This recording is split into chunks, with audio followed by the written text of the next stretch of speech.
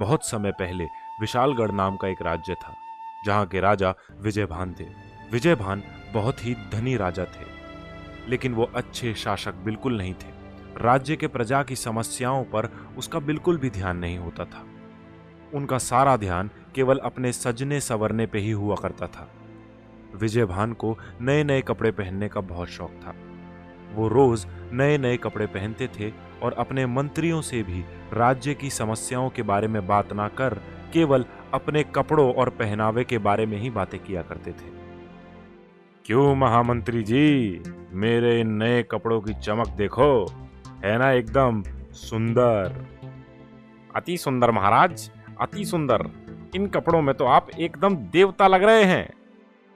पता नहीं इस राज्य का क्या होगा।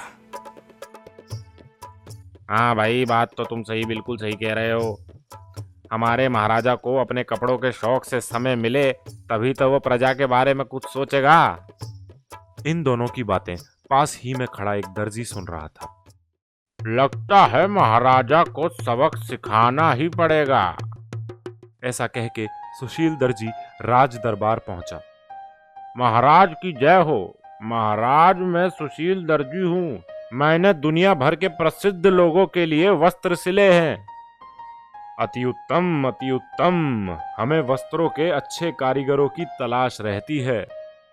लेकिन महाराज, आप तो वीरों के वीर हैं। आपको तो सिर्फ अनोखे वस्त्रों को ही धारण करना चाहिए। अनोखे वस्त्र? ये कैसे वस्त्र होते हैं?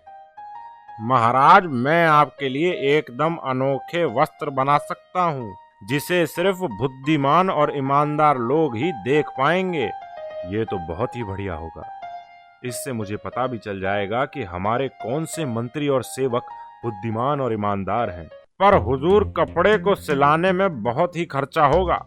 इसके लिए लगने वाले कपड़े मुझे दूर पश्चिम से मंगवाना होगा और सिलाई करने में लगने वाला धागा भी बहुत खास होता है, जिस कारण ये वस्त्र को बनाने में बहुत धन लग जाएंगे और यह सब काम में 1 महीने का समय भी चला जाएगा। धन की चिंता तुम ना करो। तुम्हें जितने भी पैसों की जरूरत होगी तुम्हें मिल जाएंगे। बस 30वें दिन मुझे मेरे अनोखे वस्त्र मिल जाने चाहिए। खजांची इस दर्जी को स्वर्ण मुद्रा की एक पोटली दे दो। हुजूर की आज्ञा हो तो कपड़े सिलाने के लिए आपके कपड़ों का नाप ले लूं। हाँ हाँ, जरूर ले लो। बिना नाप के तुम मेरे कपड़े कैसे सिलोगे?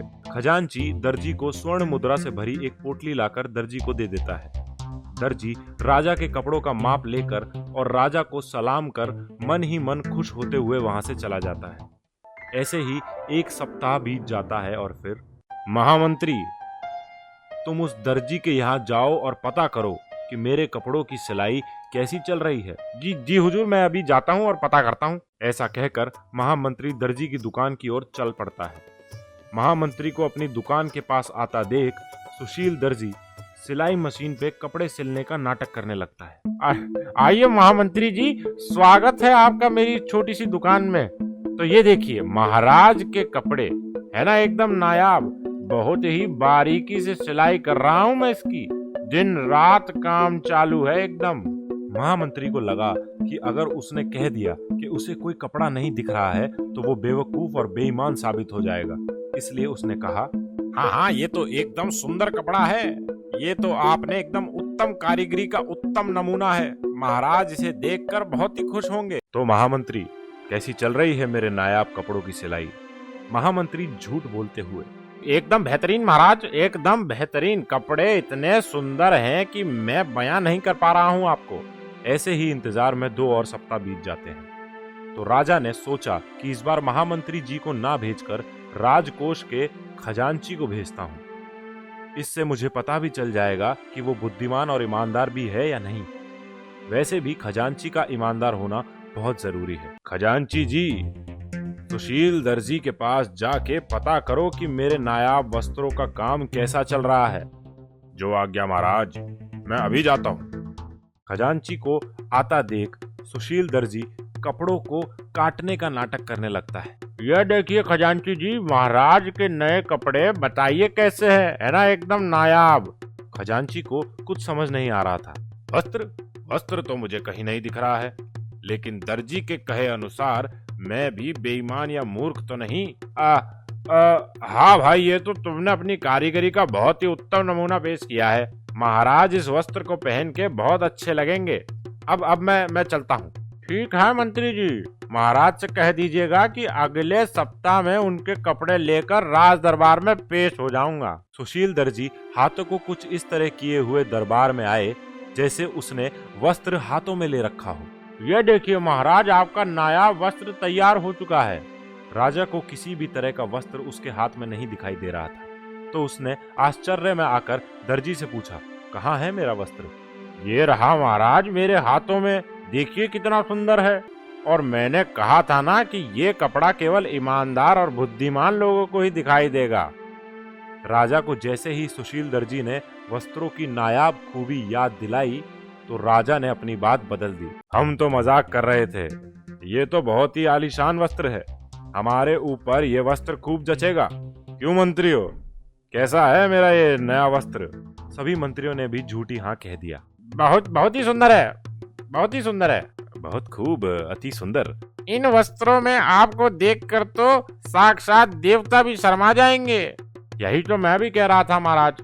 लाइए, मैं इन वस्त्रों को आपको पहना देता हूँ, ताकि इन्हें पहनकर आप पूरे राज्य में भ्रमण करने अपने शाही रथ पे निकलें तो राज्य के लोगों को भी आपके इस नायाब वस्त्र को देखने के दर्शन हो। सभी मंत्रियों ने भी हामी भरते हुए कहा, हाँ महाराज, आपको ये वस्त्र पहन लेना चाहिए और राज्य का दौरा करना चाहिए। दर्जी ने राजा के पुराने वस्त्र उतारकर झूठ मूठ का नया वस्त्र पहनाने का नाटक किया और कहा, ये लीजिए महाराज, अब आप नए वस्त्रों में तैयार हो गए हैं। ये खूब जच रहे हैं आपके ऊपर। अब आप अपने राज्य के भ्रमण पे जा सकते हैं। सभी मंत्रियों ने भी हामी भरी। जी महाराज, बिल्कुल। महाराज, अब आपको राज्य के दौरे पर जाना चाहिए। राजा अपने नए वस्त्र के शौक में मदहोश अपने अंगरक्षकों के साथ राज्य के दौरे पर निकल पड़ता है। प्रजा ने जब अपने महाराज को बिना वस्त्रों के देखा तो प्रजा अपने राजा की खिल्ली उड़ाने लगी।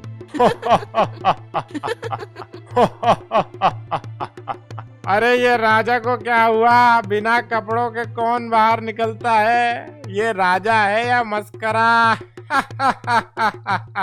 राजा को अब सारा माजरा समझ आ चुका था। उसने लोगों के ऊपर ध्यान न देते हुए तुरंत राजमहल चलने का आदेश दिया। तुरंत महल चलो, अभी के अभी। राजमहल पहुंचकर राजा अपने महामंत्री से कहते हैं, महामंत्री, अभी के अभी जाओ और वो धूर्त दर्जी को बंदी बनाकर मेरे सामने पेश करो। महामंत्री और कुछ सिपाही सुशील दर्जी की दुकान पर जाते हैं और उसे बंदी बनाकर दरबार में पेश करते हैं। आपका गुनहगार आपके सामने है। तुमने ये ठीक नहीं किया। तुम्हें मृत्यु दंड दिया जाता है। महामंत्री, इसे अभी के अभी नगर के चौराहे पे फांसी की सजा दे दी जाए। महाराज, आपका आदेश सर आंखों पर। लेकिन महाराज, आप ये जानना नहीं चाहोगे कि मैंने ऐसा आखिर किया क्यों? जो भी कहना है जल्दी कहो। महाराज, पूरे राज्य के आप पालनहार हो।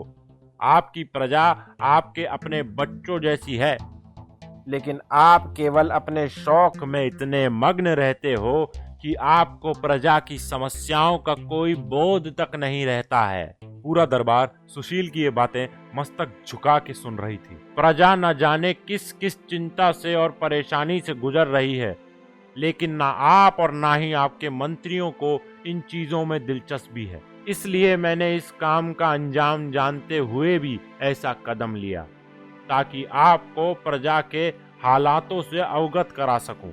लेकिन प्रजा के मुश्किल हालातों को तुम दरबार में आकर सादर तरीके से भी तो बता सकते थे।